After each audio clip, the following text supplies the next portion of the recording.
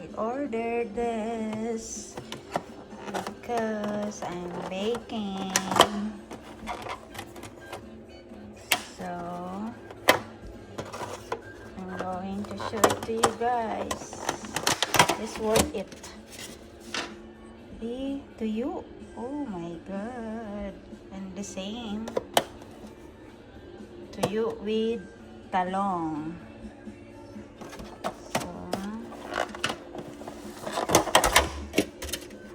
ayan. Tuyo and pakbet with fried galunggong. 10 bucks, 10 bucks, 10 bucks, which is worth it naman. Bye guys. Sarap ng kain. Partner ng fried rice.